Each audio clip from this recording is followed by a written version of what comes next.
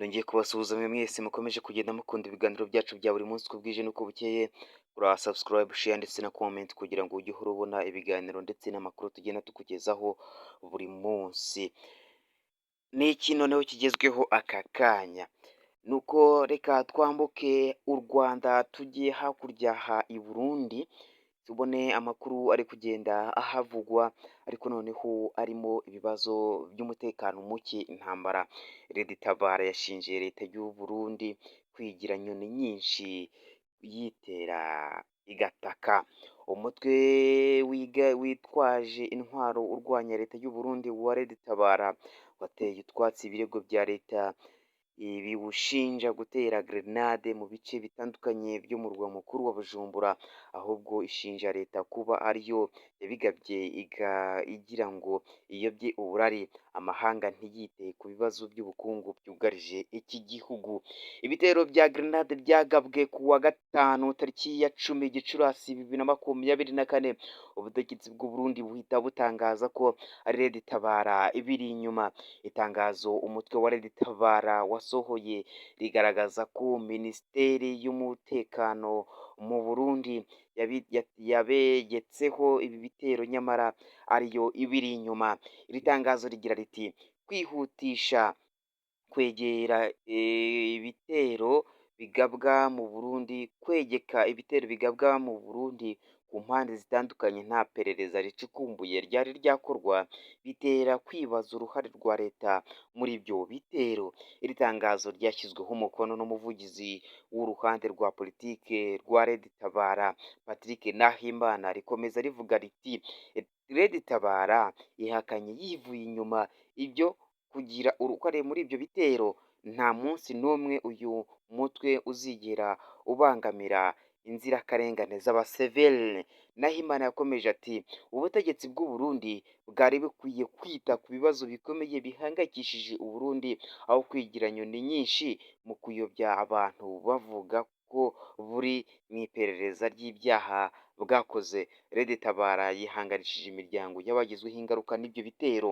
Uyu mutwe ubitangaje mu gihe abatavuga rumwe n'ubutegetsi bw'u Burundi batangaje ko ibitero byagabwe ku wa gatanu ari ikinamico yateguwe n'ubutegetsi igamije kurangaza amahanga n'abaturage mu bibazo bimeze igihe byugarije u Burundi, birimo ibura ry'ibikomoka kuri peteroli rigeze ku rwego rutigeze rubaho mu Burundi, n'imbwirwaruhame za Perezida Ndayishimiye zimaze iminsi zivugisha abatari bake, bikanajyanishwa no kwibagiriza iby'ifungwa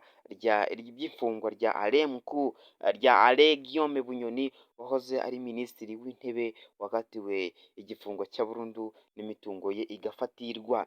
Mbere y'uko ibi bitero bigabwa, hari abakoresha imbuga nkoranyambaga barimo uwiyita Urutare bari batangaje ko abaturage basabwa kuryamira amajanja kuko umutekano ushobora kuba utifashe neza.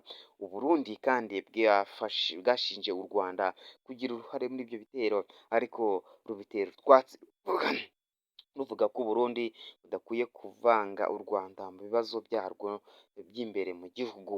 U Rwanda rukomeje rusaba u Burundi gukemura ibibazo byarwo by'imbere mu gihugu ndetse no kutazana u Rwanda muri ayo matiku nk'uko ariko bo babyise. Ibyo biri kuvugwa kandi nk'uko u Rwanda nyine barushyize mu majwi, u Burundi rugashyira mu majwi u Rwanda, rwo rwahise rusubiza ruti ni amatiku. U Rwanda rwasubije u Burundi bwarushinje uruhare mu gitero cy'i Burundi. Guverinoma y'u Rwanda yamaganye ibirego by'u Rwanda birushinja kugira uruhare mu gitero cya grenade cyagabwe muri iki gihugu nyine mu mujyi wa Bujumbura ku wa 10 Gicurasi 2024, rugaragaza ko ari ukurushyira mu matiku. Ni igitero kikimara kuba, umuvugizi wa polisi y'u Burundi na Minisiteri y'Umutekano w'imbere Minisitiri w'Umutekano w'imbere nyine mu gihugu Pierre Nkurikiye yatangaje ko abantu 38 aribo bakomeretse ndetse iki gihugu gishinja u Rwanda kukigiramo uruhare. Mu itangazo guverinoma y'u Rwanda yashyize hanze kuri iki cyumweru tariki ya 12 Gicurasi 2024, yavuze ko u Burundi budakwiye kuvanga u Rwanda mu bibazo byarwo by'imbere mu gihugu.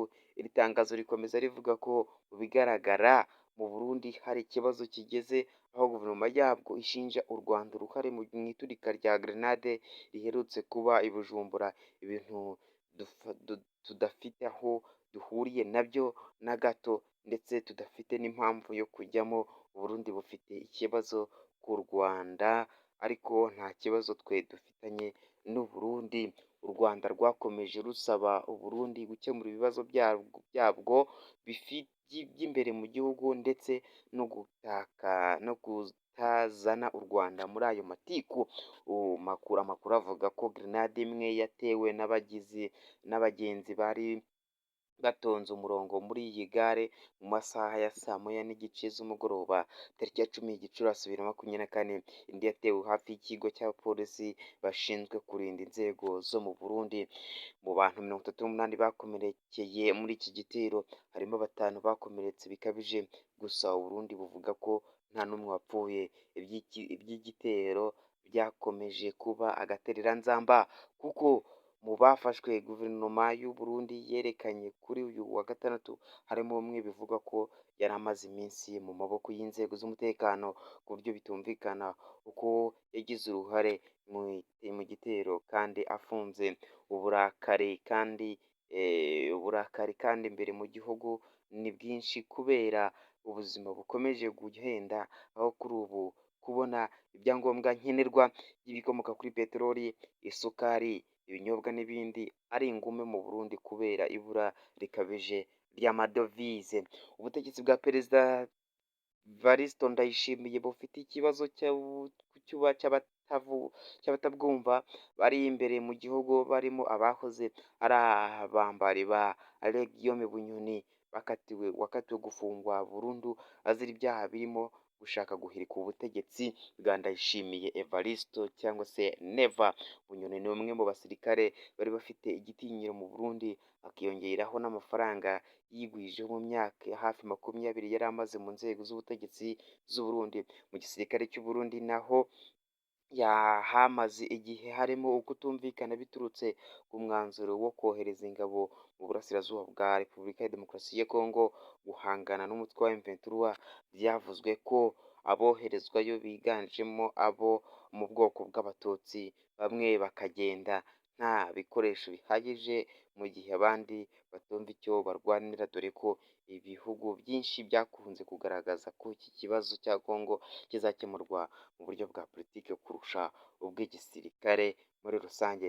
Mu minsi ishize bamwe mu basirikare b'u Burundi bagaragaye i Goma bigaragambije ku babayobora, bikavuga ko batari bishimiye uburyo bafashwemo.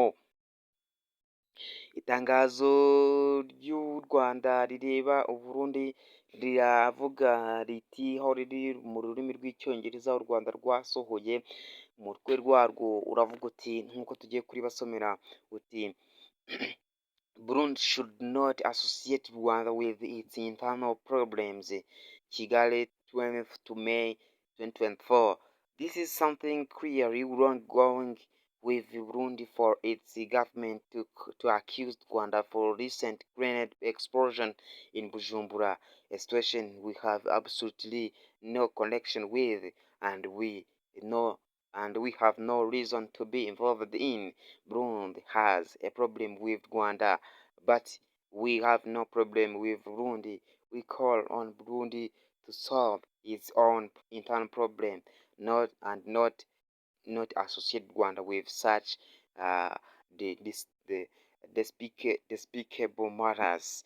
Bishatse kuvuga ngo hari ikintu mu by'ukuri kitari kugenda neza mu Burundi kandi kiri kugenda gishinjwa u Rwanda, harimo iturika rya grenade i Bujumbura, aho ubu ngubu ibintu bitifashe neza ariko nta hantu u Rwanda ruhuriye nabyo kandi nta n'impamvu u Rwanda rukwiye gushyirwa muri ibyo.